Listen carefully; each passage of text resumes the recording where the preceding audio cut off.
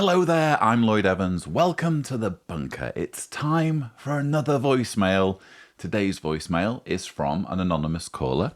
Let's listen to what he has to say.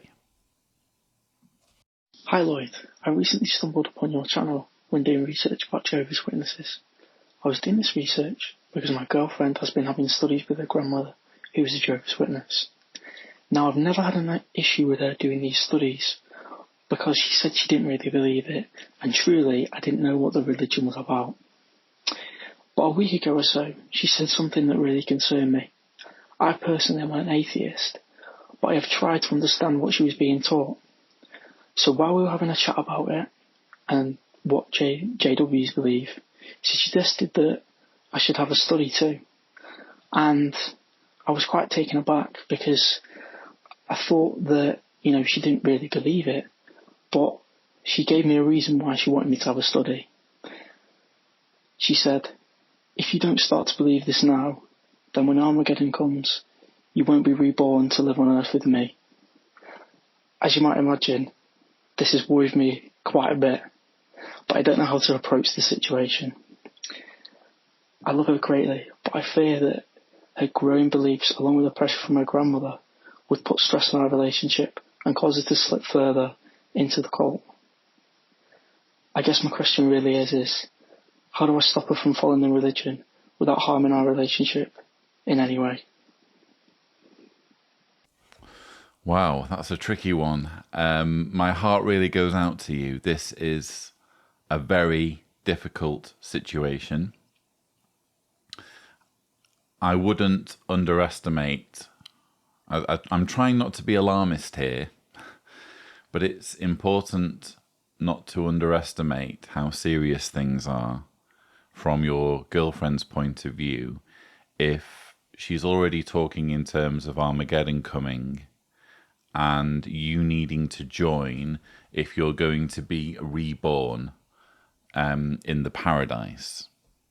That's assuming you die before Armageddon and wish to be resurrected into paradise. Presumably, she's hoping for a scenario where Armageddon comes and all non-Jehovah's Witnesses are destroyed, but she makes it and you make it because you decide to join Jehovah's Witnesses. If you think about it, well, I think when any reasonable person thinks about that, they realize it's a truly messed up belief system. I think most Jehovah's Witnesses only swallow it because they water it down in their heads. So when you're a Jehovah's Witness, you don't think about it in terms of everyone who doesn't share my religious views deserves to die and will die soon. You don't think about it in those terms. You think, well, Jehovah's going to read people's hearts. So when Armageddon comes, no matter what people's religious beliefs are, no matter whether they're Jehovah's Witnesses or not, there's just going to be this global heart scanning operation in which everyone's heart's going to be scanned, or everyone's going to be analysed or scrutinised by God. And just being a good person is going to give you a ticket through to paradise. That's sort of how you reason things through as a Jehovah's Witness. But it's a lie.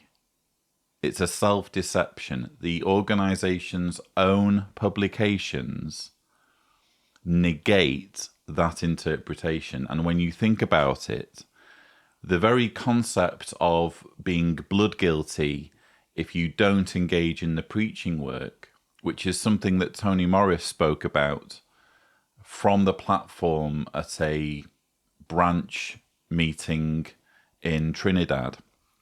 The very concept of Jehovah's Witnesses having blood on their hands if they don't regularly participate in preaching indicates that it's a life or death matter whether you become a Jehovah's Witness or not. Again, they've said it in their literature. If you do the digging, if you actually approach this question from the point of view of who survives Armageddon, and you go to Watchtower Online Library and you do the digging, it's very, very clear, very, very quickly, that only Jehovah's Witnesses are supposed to survive Armageddon. And another line of argument, I'm not suggesting your girlfriend is in denial about this. It sounds like she isn't, disturbingly. Another line of argument is, well, what's the point of the preaching work if it doesn't really matter whether someone's a Jehovah's Witness or not when Armageddon comes? What's the point of going out and warning people and trying to engage in this global good news campaign to make people Jehovah's Witnesses if it all just boils down to, again, this global heart scanning operation that Jehovah's Witnesses trick themselves into thinking will be the reality, when again, it's not in the publications. So I think there needs to be some communication, some frank communication between you and your girlfriend. I would highly discourage being confrontational.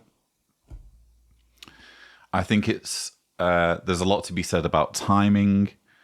So preferably wait for your girlfriend to approach you on the matter rather than you approaching her. It sounds like she's already doing that, but wait for a conversation that's initiated by her so that she doesn't feel as though she's being bombarded or ambushed. And just be honest. Just communicate frankly about your concerns and say, look, here's my issue. You're studying with a religion because your grandmother believes it. And it seems to me self-evident that people will join religions because of their parents or grandparents. In other words, it's not just a free-for-all.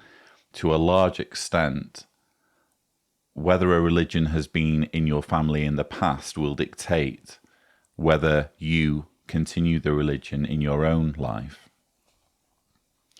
So if I'm going to approach this religion, I don't have any kind of bias in terms of wanting to make my family happy. I understand why you would want me to make you happy, but I need to be personally convinced of this. I can't just join a religion because you believe the religion. I need to be personally convinced. And what concerns me is the beliefs that you now accept and have even described to me describe a religion that looks forward to the global annihilation of every man, woman, and child who isn't a believer in the Jehovah's Witness faith, which would imply nearly 8 billion people being slaughtered in order to improve things. Don't laugh, by the way. In order to make up for injustice. Well, that seems like the biggest injustice the world will ever have faced if that were to really happen. Because we'd be talking about genocide on an unfathomable scale. I have a problem with that. So why don't you explain to me why it would be justified for that to happen?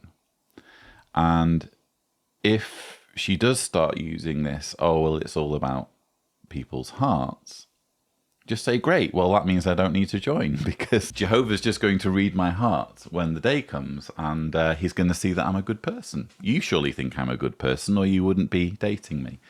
So there are conversations there that I think need to be had, again, in a very kind, respectful way. Whenever you are speaking to somebody in any cult, in any group that uses cult indoctrination and manipulation techniques, you face an uphill struggle and you need to be very, very kind and very, very accommodating and very reasonable and patient. What tends to happen as well is that people in cults will try to railroad the conversation along arguments that the leaders have given them as justification for it being the truth. What other organization would do this? What other organization would do that? Never allow the conversation to get railroaded. Ultimately, it all boils down to a central question: is it true or is it not true?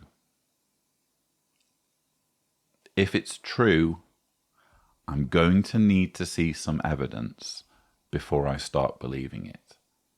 And just you having a grandma who's a Jehovah's Witness, or even just you being a Jehovah's Witness, isn't enough for me to commit my life, the rest of my life, to a group. I think you should also brace yourself for the worst, manage your expectations here, and consider the possibility, because you asked, how do I stop her? How do I get her out, extract her from this situation? I can understand why you would be desperate to do that. But you don't have control over that. You just don't. You can be kind and respectful, and you can ask certain questions when your girlfriend approaches you, but she has to be in control of any intellectual journey that she embarks upon. No one ever ditches their religion or joins a religion simply because they feel bullied into doing it. I don't think. I think that in order to either shed your religious views or embrace them to begin with, you need to be persuaded.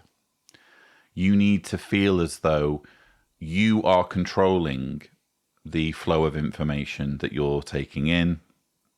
It's your investigation and not just something where you're being thrust down a path and there needs to be a certain outcome.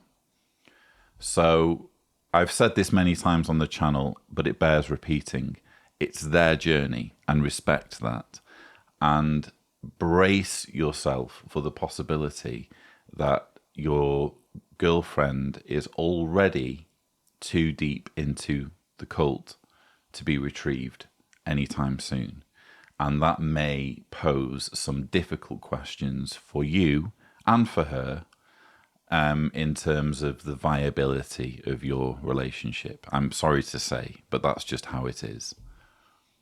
You know, when we're talking about a relationship, we're talking about the possibility for children. You know, if children come on the scene, are they raised as Jehovah's Witnesses? Are they raised as not Jehovah's Witnesses? There's all sorts of issues here, which I'm sure you're aware of.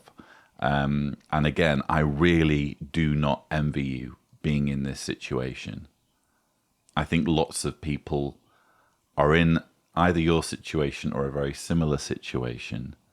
Unfortunately, the potency of Jehovah's Witness indoctrination is not to be underestimated. And once you reach a certain level, to the point where you're saying to your boyfriend, you'd better join or you're going to die, effectively, that sounds like she's in pretty deep. And I would brace yourself for the worst. But you certainly have my support and solidarity. And I hope that some or all of what I've said in this video will be helpful for you. If you would like to leave a voicemail, the thing to do is go to speakpipe.com/Seeders, remembering to indicate clearly if you don't want me to broadcast your message on my channel. But that's all I have time for. Thank you so much for watching.